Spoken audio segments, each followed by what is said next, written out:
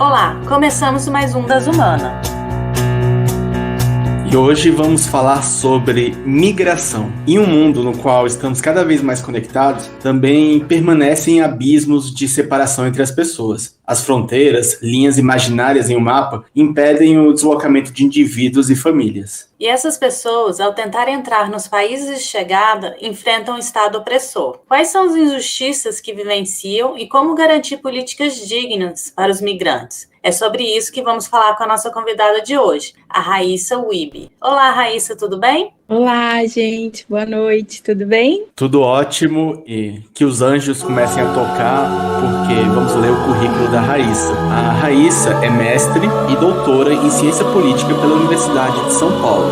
Atualmente, ela é pesquisadora de pós-doutorado no Departamento de Ciência Política da Universidade Estadual de Campinas. Atua no grupo de estudos em teoria política, no núcleo de pesquisa em relações internacionais e no projeto Controle de Fronteiras e Direitos Humanos em El Mediterrâneo. Defendeu a tese O Outro nas Fronteiras. Eu agradeço muitíssimo o convite e a oportunidade de estar aqui com vocês. É um convite que eu recebi de modo bastante inesperado, mas fiquei muito feliz com o projeto e aproveito para parabenizá-la e parabenizá-lo por essa empreitada maravilhosa. Bem, obrigada por aceitar nosso convite. Eu queria saber como que você chegou nesse tema, o que te levou a pesquisar a migração? Eu começo com esse tema desde a iniciação científica de alguma maneira. Na iniciação científica eu trabalhei com o tema de direitos humanos numa autora específica, que é a Hannah Arendt, num livro sobre as origens do totalitarismo, naquele capítulo em que ela está descrevendo lá o declínio do Estado-nação e o fim dos direitos do homem. Aquele modelo político despertado pela Revolução Francesa e pautado por ideais como liberdade, igualdade, fraternidade, direitos consagrados ao homem e ao cidadão, não foi capaz de impedir o genocídio de centenas de vidas humanas. Há um mal-estar na civilização. O ser humano está fragilizado, perdido, ele se sente desamparado. Há um vazio de poder. Ninguém mais sabe por qual caminho deve seguir. É neste cenário de instabilidade que surge a terrível novidade política do mundo atual: o totalitarismo. Totalitarismo significa controle total sobre os corpos. Se trata de uma política de Estado que decide, inclusive, quem é desejado e quem não é, quem deve viver e quem deve morrer. Por isso, o medo e o terror se tornam a própria essência do regime totalitarista. Só há uma coisa que o totalitarismo teme: é a liberdade individual. Eu começo, então, a entrar no tema da migração por essa autora e por esse marco. E no mestrado e no doutorado, a coisa foi se modificando, né? Tanto as perguntas quanto a perspectiva e o enquadramento teórico conceitual. Mas é, de alguma maneira, um tema que me acompanha desde muito cedo. A gente vê que você tem alguns acordos com o seu leitor, né, da tese, que é um acordo até de linguagem, né, assim, criar alguns marcos, né, de como uma pessoa deve ler aquilo. E aí a pergunta é como é que você chega a isso, né, por que essa escolha? E também se você pudesse falar como você foi dialógica no seu trabalho. Você, inclusive, faz uma conversa direta com quem está lendo. Você acha? Olha, eu fico feliz, porque, de fato, essa era um pouco o meu objetivo, e aí era um objetivo que tem muito a ver com o lugar da onde eu vim e o campo de forças da teoria política contemporânea, né? Que é esse o vocabulário, e são essas as teorias que eu tô lá mobilizando para tratar o tema. Quando eu tento, de fato, dialogar e quebrar um pouco o distanciamento, isso tem muito a ver com uma posição que eu tenho em relação a esse campo. Mas, dito isso, de fato, eu estabeleço alguns acordos. Eu acho que é o primeiro passo da tese. É estabelecer essa relação com a minha leitora e com o meu leitor. E aí, eu começo esses acordos dizendo que as palavras Estado e nação, elas vão ser gravadas com letra minúscula, e esse uso está afinado com uma pretensão, que é uma pretensão teórica, de desafiar o nacionalismo. E um dos primeiros passos que eu dou, então, na tese, diz respeito justamente a esse ponto, de dizer que, bom, a teoria política moderna e contemporânea não tratou de modo exaustivo e, em raros casos, reconheceu reconheceu a migração como um tema relevante, mas quando reconheceu, ela reconhece dentro do enquadramento e da engrenagem do Estado e do Estado-nação. Quando eu afirmo que o imigrante é um sujeito que deve ser o sujeito a ser levado em consideração quando a gente trata de questões sobre justiça e injustiça das cenas da migração contemporânea, o que eu quero dizer é que o ator relevante não é esse Estado com letra maiúscula e essa nação. Então, o primeiro passo tem a ver com desentificar essas duas categorias, mas também tem um outro acordo que me parece que é bastante relevante e que tem a ver com parte da minha agenda de pesquisa também, que tem a ver com a linguagem de gênero. Essa é uma questão, gente, complicadíssima, porque as saídas disponíveis não me parecem ser as mais adequadas. Uma possibilidade é escrever absolutamente tudo, mobilizando o feminino como universal. Outra possibilidade, que ainda eu nunca vi, né, o uso do E nas dissertações e nas teses. Outra possibilidade é grafar com o arroba. A gente fala ele e ela como se essas fossem as únicas possibilidades. E pessoas que não se identificam como ele e ela, ou que se identificam como os dois, ou que se identificam como ora um, ora o outro, não se sentem contempladas nesse discurso. Faz algum tempo que a gente vem lutando pela implementação de uma linguagem neutra. A gente não opta pela inclusão de X, porque os aplicativos que leem textos,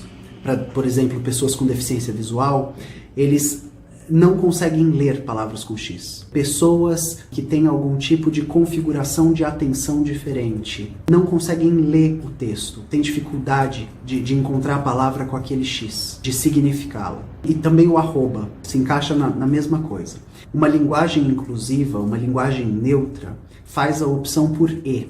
Então, por exemplo, quando eu tenho diretor ou diretora, não existe diretore. Você pode escrever diretore, mas você pode optar por dirigente, que é gênero neutro. Aluno, aluna. Você pode optar por alune, com esse gênero neutro, ou você pode falar estudante.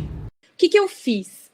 Eu queria mesmo era um pouco incomodar. E incomodar o masculino como universal. E para incomodar, eu achava que a saída não era simplesmente transformar o masculino no feminino e transformar o feminino no universal. Por isso, a saída que eu encontrei, então, foi de usar o parênteses no masculino e não no feminino, como usualmente a gente, enfim, faz quando quer simplesmente incluir. Essa minha opção é justificada em alguma medida porque eu quero suspender aquilo que normalmente é tratado como universal, nesse caso, o masculino. O tema da migração internacional me acompanha desde o início. Mas as teorias políticas feministas também fazem parte do meu repertório e do meu vocabulário. O que eu faço na tese é tentar propor um aparato teórico conceitual, mas também normativo, para a gente pensar os problemas da ética da migração, que parte de uma perspectiva feminista. As teorias políticas feministas, que nessa altura elas não dizem respeito só ao gênero, às mulheres e ao feminino. É um modo de pensar e refletir sobre fenômenos políticos e sociais, que são aplicados para diferentes fenômenos e para diferentes cenas. Quando eu penso na relação de migração, o empirismo, né, você vê uma característica que são homens migrantes. Então, minha pergunta é se a primeira barreira ali da migração já é também no masculino e feminino, né? Ainda que eu não seja, enfim, especialista nesse ponto, mas o que a literatura tem mostrado e chamado a nossa atenção é para o fenômeno da feminização da imigração. Ou seja, um fenômeno que tradicionalmente foi tratado como um fenômeno masculino, ocupado por corpos masculinos, hoje o que a gente vê é um fenômeno diferente, né? A gente vê a pluralização, ou na verdade, para ser mais precisa, né? Mulheres têm cada vez mais migrado mais. E aí a pergunta a ser feita, importante, é migrado para fazer o quê? Para onde? E em quais condições? As migrações relativas às tarefas do cuidado têm sido um objeto muito interessante de análise para quem olha para esse fenômeno empírico e está pensando nesse processo de feminização da migração. Nessa dedicatória você fala do, e aí se eu pronunciar errado você me corrige, Mami Mbaye, que vivia em Madrid e foi morto. Por que você dedicou a tese a ele? Bom, quando eu fui fazer o doutorado sanduíche, e é importante frisar isso, uma pesquisa financiada pela CAPES, lá no Conselho Superior de Investigações Científicas, em Madrid, eu morei num bairro que chama Lavapiés, Um bairro que hoje começa a ser vítima de um processo de gentrificação, mas que ainda falava naquela época, e eu espero que ainda hoje, falava muitas línguas e vestia muitas cores, né? Era um bairro de imigrantes, basicamente. Nos dados da época, em 2018, dizia-se que 50% da população era a população migrante que vivia lá. Então, um bairro que se dividia entre lojinhas, restaurantes e galerias de arte. Eu tampouco sei, sabe, Juliana, se eu estou pronunciando o nome do Mami Mabeye, que é um senegalês de 35 anos, de maneira correta. O ponto é que ele morreu em decorrência de uma parada cardiorrespiratória numa rua que chama Del Osso. E de acordo com os relatos, ele correu, né? Ele era um trabalhador que lá, um manteiro, um sacamantas, um vendedor ambulante, que fugindo de uma parada da polícia, ele correu da Praça do Sol, de uma região mais central, até o bairro de Lavapiés, perseguido pela polícia. É importante lembrar que a polícia de Madrid nega essa perseguição. O ponto é que ele chega na frente da casa dele, cai e morre. Essa morte, ela não passa desapercebida como tantas outras, quando o assunto são esses migrantes indesejados. Ainda em março de 2018, quando aconteceu essa tragédia, um grupo de manifestantes, na sua maioria migrantes, pessoas que não têm o direito garantido de agir politicamente naquele espaço, eles se reuniram para protestar contra aquela morte. O que a mídia tradicional só chamava como a morte do manteiro. Me parece que algumas aspas, ainda que imprecisas, de um artigo que saiu no El País em março de 2018, parece interessante para que eu chegue no meu ponto. Um espanhol que estava nisso que foi chamado de caos, essa manifestação repudiando a morte desse ser humano, um espanhol dizia: queremos que o bairro queime e que todo mundo fique sabendo pela manhã o que aconteceu. E aí a matéria continua, em uma certa altura eles chamam a atenção que uma mulher reclamava aos prantos, uma moradora local, dizendo: por favor, as árvores não queimem as árvores são para as crianças. Ao que um responde: as crianças? Uma pessoa acaba de morrer e você está preocupada com as plantas? E aí um outro manifestante dá uma tréplica dizendo: você acha que eu não gostaria de viver como você? Eu precisei fugir do meu país. Eu não faço mal a ninguém. Eu vendo roupas. Se a polícia me vê, ela me agride. Por quê? Se você vier ao meu país, nós te receberemos com abraços abertos, não com socos, dizia então esse outro manteiro. Bom, o porquê então dessa dedicatória? A tese, me parece, é uma tese que é também sobre como os nossos aparatos teóricos, conceituais e normativos são parte de alguns enquadramentos que deixam ver, ouvir e definir algumas vidas como relevantes e outras nem tanto. Eu ouvi em uma dessas entrevistas que eu fiz para a tese, de também um migrante, um garoto, que eu não vivia a fronteira do modo como ele vivia. Ele vivia a fronteira como o lugar mais perigoso do mundo, já eu não. Eu andava pelas mesmas ruas que o Mami Mabeye, mas eu andava por aquelas ruas não como um homem negro, africano e manteiro, né? Eu andava como uma mulher estrangeira e universitária, carregada de privilégio. E esse conjunto de identificações recaem sobre e constroem os nossos corpos, me parece, são muito importantes para a gente entender os processos pelos quais algumas vidas vivem as fronteiras como os espaços mais perigosos do mundo e outras vidas não, é só mais um espaço de passagem. Imagino que isso tem a ver também com o fato de você tentar modificar um pouco a abordagem teórica, trazendo os sujeitos. Você tem todíssima razão, assim, de fato é uma escolha que está toda interligada. Eu, quando imagino a tese, e talvez o meu trabalho teórico de uma maneira geral, e porque isso tem também a ver com a minha trajetória, eu sempre penso que a tese é feita de... É como se fosse uma costura, sabe? Que você une diferentes fios e vai tecendo essa trama. A minha avó materna costura. Então, eu sempre imagino essa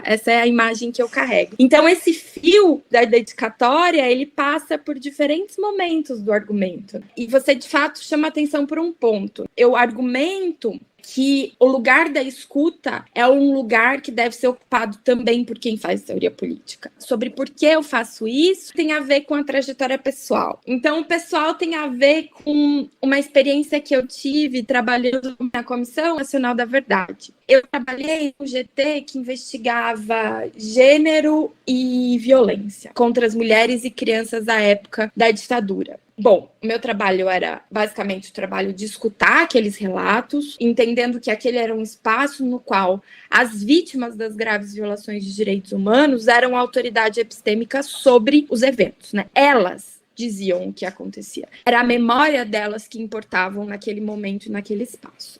Independente de uma verdade com V maiúsculo, se é que isso existe. E nesse espaço eu aprendi com aquelas mulheres o valor da escuta, né? O que significa quando você para e recompõe os eventos e os significados daqueles eventos e também daquilo que a gente entende como categorias fixas. Graves violações de direitos humanos, violência contra a mulher, tortura aplicada contra o corpo feminino e assim por diante. Colocar essas categorias no mundo e colocar voz, sentido, sentimento, lágrima, rosto e tudo isso. Essa experiência, de fato, me marcou de inúmeras maneiras. E eu trabalhei na comissão entre o mestrado e o doutorado. Eu volto para o doutorado, então, pensando como que uma teoria política normativa, preocupada com princípios morais, com formulações generalizadas, abstratas e assim por diante, poderia guardar ou reservar um lugar para escuta, sem abrir mão daquilo que são as suas tarefas. E aí vem a parte teórica, né? Eu não podia simplesmente dizer que aquilo para mim era importante. Eu precisava justificar isso de alguma maneira. E aí eu justifico com posições epistemológicas feministas, justificativa teórica do porquê ouvir, porquê escutar, porquê que esses relatos importam, ainda que meu objetivo nunca tenha sido explicar o fenômeno. Isso é muito importante, eu nunca pretendi explicar o fenômeno, porque se esse fosse o caso, o modo como as escutas foram realizadas seriam diferentes. Bom, mas para fazer o que eu queria, o ponto de partida tem a ver com um certo debate, que obviamente eu não vou entrar aqui, que tem a ver com as teorias da justiça contemporâneas e com o problema de definir a injustiça como objeto primeiro das nossas teorizações normativas, aquelas que estão preocupadas com o problema da justiça, do correto e assim por diante. É importante, talvez, frisar, a grande referência é a teórica feminista da democracia, Iris Young. Um conceito importante é o de dominação. E quando você pensa em dominação, você costuma pensar em um tirano ou algum tipo de governante que exerce total controle sobre os seus súditos. Para Iris Marion Young, essa não é realmente a natureza da dominação.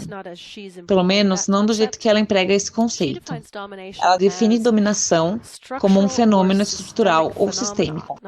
Não é uma pessoa individual ou um opressor ou um tirano individual, mas um fenômeno estrutural ou sistêmico que impede as pessoas de participar na determinação de suas ações e nas condições de suas ações. Vale lembrar que, ao reconhecer, então, os contextos de injustiça de cenas específicas da migração internacional, aquelas que ocorrem nas fronteiras dos estados, o argumento que eu tentei mobilizar é o de que, para a gente compreender e nomear, esse é um ponto importante, as demandas que surgem ali, a gente precisa antes ouvir quem é a autoridade epistêmica que habita aquele espaço. No meu caso, os migrantes indesejados. E disso, a gente não pode simplesmente derivar que se trata apenas de um ponto de vista relevante. E aqui eu entro com uma outra filósofa que eu também gostaria de mencionar, que é a Miranda Fricker. É o argumento sobre como a gente pode sustentar aquilo que com ela eu chamo de privilégio corretivo epistêmico, para adotar a posição segundo a qual a vítima da injustiça é a autoridade na construção de conhecimento sobre aquele contexto. E com essa correção, me parece, a gente é capaz de enfrentar uma outra injustiça, qual seja aquela injustiça de cunho eminentemente epistêmico. Esse debate aqui entre nós, no Brasil, eu acho que ele tem tomado, e com muita razão, o coração de muitas pessoas, especialmente aquelas que ocupam os espaços decoloniais. eu defino com a Miranda Pricker a existência de uma injustiça, o que pode aparecer também como um tipo de opressão, né? Epistêmica, ela surge em situações na qual a experiência social de pessoas ditas menos poderosas, elas não são integradas no nosso entendimento coletivo do mundo social. Essas coisas bem difíceis que eu estou dizendo é muito simples. O que eu estou dizendo é que conhecimentos frequentemente ditos e tidos como desimportantes, ou nem mesmo são reconhecidos como conhecimentos válidos, seja pelos termos que esse conhecimento recorre, ou porque quem fala não é reconhecida como uma autoridade epistêmica, quando a gente está olhando para um evento como esse, a gente pode nomear esse evento como uma injustiça de tipo específico. É uma injustiça epistêmica. Né? Nos casos em que, então, alguém é submetido a essa posição como alguém incapaz de produzir conhecimento válido, então essa pessoa é submetida a uma posição desvantajosa, me parece, como participante de uma forma de vida coletiva. Seja porque a sua experiência, o seu vocabulário ou o seu modo de viver são tidos como desimportantes por aquela comunidade que dita qual conhecimento é válido e quem pode falar. Me parece que, nesse sentido, uma forma de vida mais igualitária e, obviamente, mais democrática é uma forma de vida informada por experiências sociais de todas aquelas pessoas que participam, né, dessa forma de vida, e onde as nossas práticas interpretativas, os nossos conhecimentos sobre o mundo e o entorno, né, seja livre de distorções que retomam aquela velha divisão entre quem tem mais e quem tem menos poder. As escutas que você fez aparecem como aspas na introdução. E eu acho que 3 migrantes falam como que a pior parte da travessia foi o barco ou o mar. E eu acho que no nosso imaginário isso está muito presente, pensando em fotos que a gente viu. Você sentiu isso? Se isso aparece em outros depoimentos, a questão do barco e do mar? A coisa do lugar do mar tem a ver com os trajetos da migração. Em relação às pessoas que eu vi na Sicília, todas elas, sem exceção, passaram pelo mar. E esse espaço aparece como um espaço de terror. Eu não sei porquê, mas quando eu me lembro do mar, do Mediterrâneo, desse lugar, especificamente em Lampedusa, que é essa ilha paradisíaca, maravilhosa, e você olha para o mar, mas olha para o mar não da perspectiva de quem está lá como turista e para ver a beleza que é, mas de quem acaba de chegar naquelas condições. A palavra que define é uma combinação entre vazio e caos. Isso na minha posição, ninguém me disse isso, né? Mas depois de ouvir tantos relatos, é essa composição que me vem agora para descrever esse espaço. Tem um relato de um dos meninos, ele já estava em Siracusa, que ele diz que, de fato, a pior parte tem a ver com a travessia. Ele passou os 3 dias em que ele ficou no barco segurando uma criança, porque a mãe já não conseguia mais e ele estava na parte mais alta do barco e ele passa todo o trajeto segurando a criança. Num outro caso, um dos garotos também diz, e ele diz num sentido de demanda, né? Eu acho que é importante dizer que surge num sentido de demanda. Ele diz: vocês precisam parar com os barcos, se reportando, obviamente, às tragédias que ele viu e vivenciou e tantos outros nessa trajetória. Políticas públicas poderiam ser feitas? Sem dúvida nenhuma. Sem dúvida nenhuma. Me parece que o resultado, inclusive, o que a gente vê, não experiencia, mas vê, e essas pessoas experienciam na travessia, tem a ver justamente com uma política bem ou mal sucedida, dependendo da sua perspectiva, de securitização das fronteiras. A coisa do projeto de murar a Europa, ou tantas outras políticas que a gente poderia citar, a Frontex e assim por diante, tem como resultado, esperado ou não, a criação de travessias e alternativas bastante perigosas e, de fato, mortais para essas pessoas. Pensar e refletir sobre essas consequências dessas políticas de securitização das fronteiras e dos corpos me parece tarefa incontornável e central. Aquele barco humanitário que é o Aquarius, ele foi aceito para entrar em Valência, trazendo 630 refugiados que foram recolhidos no mar. Em junho, o Aquarius expôs as tensões não resolvidas no coração da política de refugiados da Europa. Durante 10 dias no mar, aqueles a bordo do Aquarius tornaram-se o rosto de uma das maiores crises de consciência na Europa. Esta é a minha casa, tudo isto está a acontecer no meu quintal. O que é que sente? Isto dói, ver que há sempre pessoas prontas para se aproveitarem de outras. Esquecemos a humanidade, pensamos em dinheiro, em coisas fúteis, não pensamos na vida.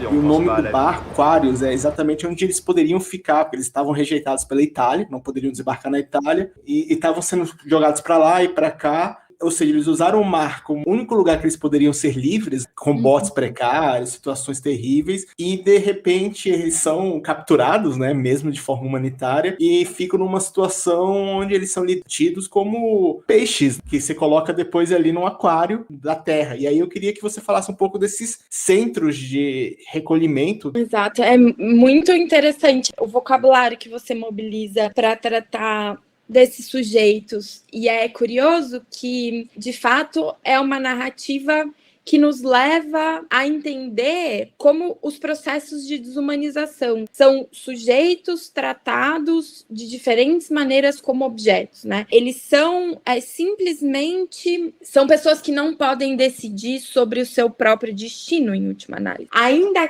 que, e o curioso, é preciso que a gente note isso, essa migração indesejada que ocorre quando as pessoas insistem em migrar, mesmo quando sabem que elas não são desejadas, que não será simples, não será trivial, longe disso, que o trajeto da migração é terrível em vários sentidos, quando elas insistem em fazer, tem um componente de resistência que não pode ser esquecido. Então, no mesmo processo, no mesmo fenômeno, a gente tem, de um lado, esse componente de resistência, que é característica de um sujeito que age no mundo, ao mesmo tempo em que esse mesmo sujeito é tratado como se pudesse ser só um objeto jogado daqui para lá, recusado aqui e acolá e assim por diante, né?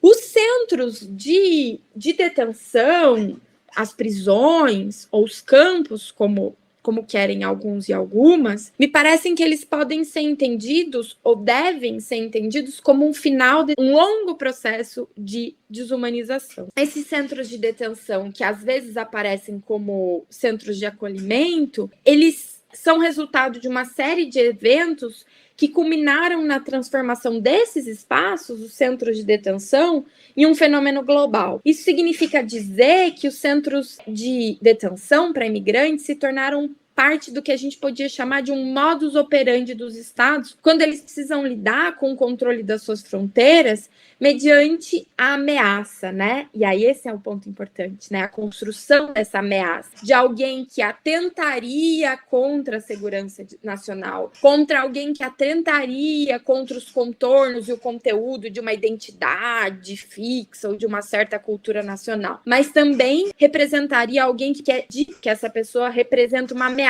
às políticas de bem-estar social, à estabilidade democrática e assim por diante. Então, afirmar que houve essa transformação significa reconhecer, e aqui eu estou pensando nos textos do Michael Flynn, que antes de 1980, os centros de detenção dedicados à detenção de imigrantes, eles apareciam apenas como uma ferramenta ad hoc, caso a caso, contextual, que os estados recorriam em circunstâncias bastante específicas. Para além desse fenômeno da globalização dos centros de detenção, há um outro fenômeno que eu acho que importa para a nossa conversa e para o qual eu gostaria de chamar a atenção e que acompanha essa globalização, que tem a ver com um processo de difusão de normas, de práticas e de políticas de estados que tem com sucesso, e é importante frisar isso, com sucesso, transferido essas práticas de detenção e pressão a estados localizados na periferia, na dita periferia, criando o que a literatura chama de arquipélago de regimes de detenção. Sobre esse tema, tem uma série de documentários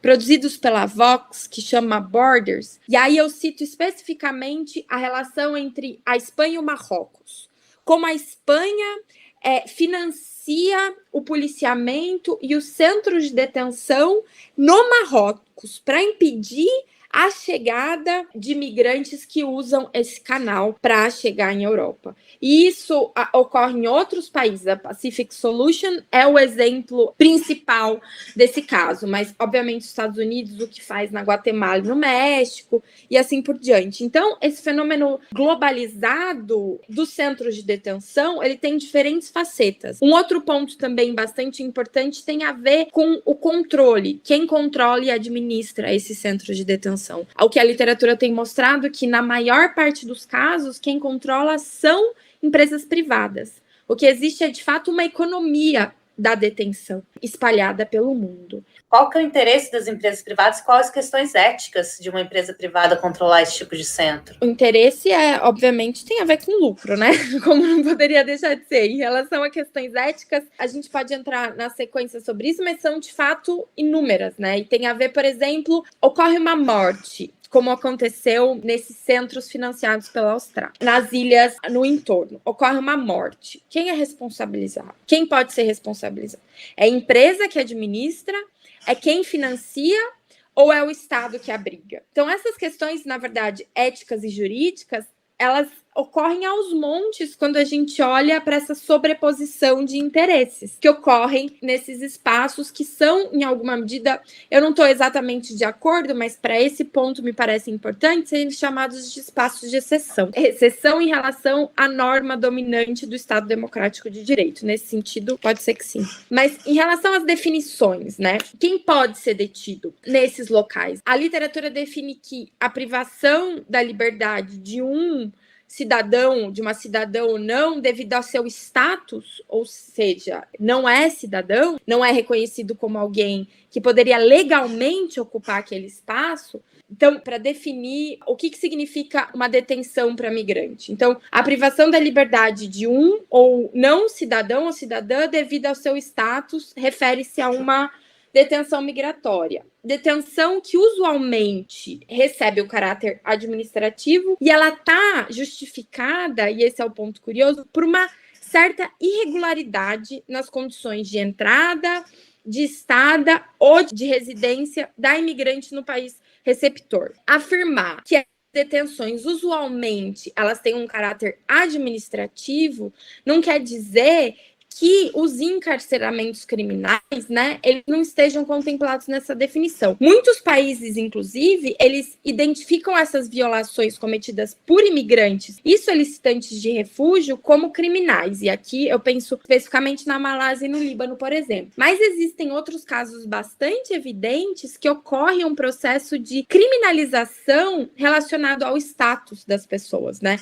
Os Estados Unidos e a Itália são talvez outros dois exemplos importantes, que se esforçam em buscar brechas nas suas legislações locais e nessa relação entre o local e o internacional para justificar a criminalização da imigração e para criar essa anomalia que é a pessoa ilegal. Quem que pode ser detido? São solicitantes de refúgio, de asilo, migrantes ditos irregulares, pessoas sem status, pessoas em situação de tráfico, crianças desacompanhadas ou acompanhadas, né? E aí os motivos para detenção, eles variam. Vai desde por não cumprir as condições regulares da estadia, ou seja, por não obedecer à proibição de trabalho, por ter abandonado um processo de solicitação de asilo ou de refúgio, ou por permanecer além do tempo permitido naquele país, por estarem sujeitos ou sujeitas a cargos penais ou outras falhas administrativas relacionadas a seu estado. Uma entrada ou estado irregular ou não autorizada também pode ser motivo ou causa para detenção, e a possibilidade de fuga, que é sempre muito vago, quando a deportação já é um destino, também é usado com frequência uma justificativa para encarcerar essas pessoas. Um outro dado que me parece relevante tem a ver com o tempo de detenção. A gente não tem dados precisos sobre isso, mas o tempo de detenção varia de país para país, né? Nos casos em que a detenção tem o propósito de deportação, a permanência depende do andamento do processo. o que varia, obviamente, significativamente. Em algumas jurisdições, existem casos na literatura que mostram que detenções ocorrem de maneira indefinida, né? As pessoas ficam presas e detidas por tempo indeterminado. Eu não sei se isso também não é uma forma de manutenção do sistema. Quantos casos, assim, subempregos normalmente são ocupados por pessoas que não têm nenhum direito e que, na verdade, estão tentando ali sobreviver pelo único meio possível, né? Conseguir um trocado para trocar por comida.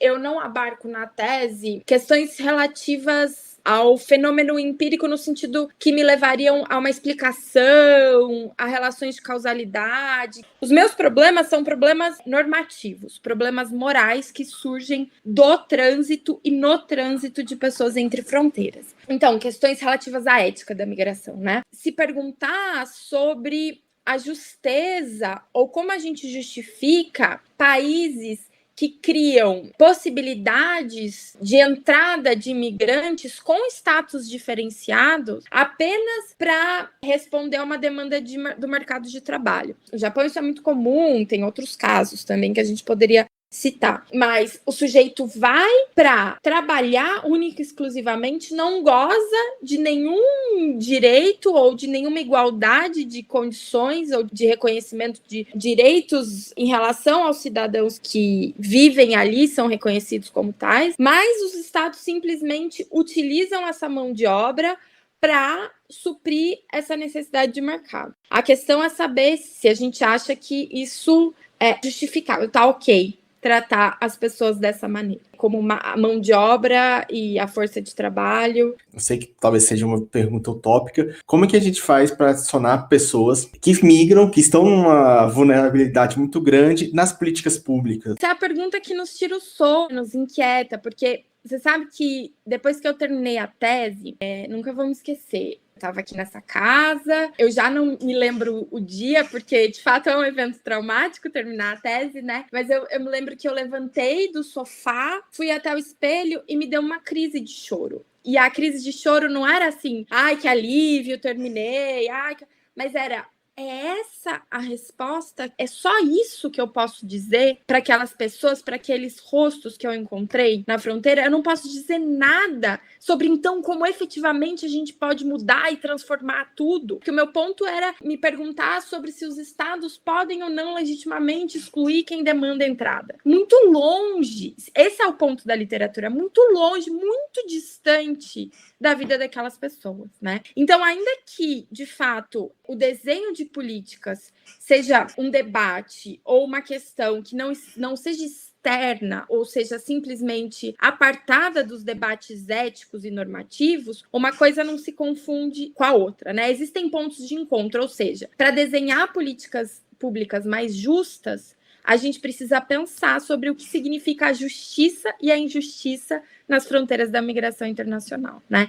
Então, o que eu posso te dizer, eu não sei como fazer, mas eu sei te justificar por que, numa sociedade democrática, os sujeitos que são objeto da força coercitiva do Estado, ou objeto da política pública, seja lá se ela é coercitiva ou não, eles precisam participar dos termos da sua formulação. O Brasil tem experimentos participativos que são replicados mundo afora. A questão é pensar como a gente poderia fazer isso também em outros níveis e em outras questões, que não tenham a ver, por exemplo, o caso clássico com orçamento participativo. Mas o ponto é isso, né? Com debates normativos, a gente pode justificar por que essas pessoas devem participar. Porque é justo e democrático que elas participem. Como elas devem fazer, eu nem acho que deva ser uma questão que uma teórica política deva responder. Talvez como cidadã, sim. E aí a gente precisa decidir isso coletivamente, no espaço público. Quando a gente faz esse debate do senso comum, a gente geralmente não pensa que tem migrante aqui no Brasil. Então, eu queria pedir para você falar um pouquinho da nossa política migratória no Brasil. Essa é a questão que eu sempre fico com muito medo de falar sobre, porque, uma vez mais, né, eu não sou especialista em política migratória brasileira ou de nenhum outro país, né? Mais uma vez, meu ponto são questões éticas relativas ao trânsito de pessoas entre fronteiras. Dito isso, né? E se o Brasil, aos trancos e barrancos, mais barrancos do que nunca, ainda se reivindica como um país democrático, me parece que questões normativas, éticas, relativas ao modo como nós tratamos sujeitos que demandam entradas, ou migrantes que já estão no país, seja solicitantes de refúgio, que tem um caso específico, ou pessoas que gozam de um outro status migratório, são questões que precisam ser levantadas e refletidas no nosso contexto. Mas uma coisa eu acho que pode ser dita sobre a política atual, ainda que seja muito geral. Um ponto que me parece, então, ser inegável é o ganho que a lei atual, a nossa, né, 13.445 de 2017, tem em relação, ou teve em relação ao Estatuto do Estrangeiro. Esse estatuto que ficou quase 30 anos em vigor no Brasil, né? Uma normativa, o Estatuto do Estrangeiro, que, de acordo com os ânimos políticos da época, né, trata o migrante como um problema de segurança nacional, como uma ameaça. Seja lá o que isso queira dizer. Uma norma, esse Estatuto do Estrangeiro, que recorre à vagueza de conceitos como conveniência, interesses nacionais, moralidade pública para arbitrar sobre quem é e quem não é bem-vindo. O que a literatura especializada tem mostrado é que as mudanças operadas e que culminaram na lei de 2017 representam uma mudança de paradigma da segurança nacional para os direitos humanos, ou para a linguagem, para o vocabulário de direitos humanos. Há quem diga, inclusive, que a lei 13.445 põe em compasso, e eu gosto dessa imagem, a política migratória brasileira com a nossa queridíssima Constituição de 1988. E aqui o artigo 3 da seção sobre princípios e garantias da Lei 13.445, aquela que rege a nossa política migratória, né? Eu acho que merece ser lembrada para a gente pensar nessa mudança de paradigma e pensar o lugar dos direitos humanos também nessa luta. Então, essa política migratória brasileira, ela é regida por alguns princípios e diretrizes, e é nesse sentido que a literatura vai para dizer que ela está de acordo ou caminha par e passo com a linguagem dos direitos humanos. Está dito. Quais são, então, esses princípios e diretrizes, né? A universalidade, a indivisibilidade e interdependência dos direitos humanos, o repúdio e prevenção à xenofobia, ao racismo e quaisquer formas de discriminação, a não criminalização da migração. Esse é um passo que me parece ser essencial. E um outro ponto que eu gostaria de chamar, mais 2 outros princípios que regem a nossa lei, de acordo, então, com essa gramática dos direitos humanos. Um é a não discriminação das pessoas em razão dos critérios ou dos procedimentos pelos quais a pessoa foi admitida em território nacional. E um outro ponto é o da acolhida humanitária, que tem sido ponto de debate frequente. E é isso. Bom, Raíssa, a gente agradece muito a sua participação. Pena que o tempo, ele parece que corre mais rápido do que a gente gostaria. E a gente encerra o episódio avisando que o Das Humano está no YouTube e em várias plataformas de podcast, no Spotify, Google Podcast e iTunes. E em 15 dias a gente vai voltar com novos episódios. E se vocês quiserem enviar sugestões, o nosso e-mail é voz@dashumana.com.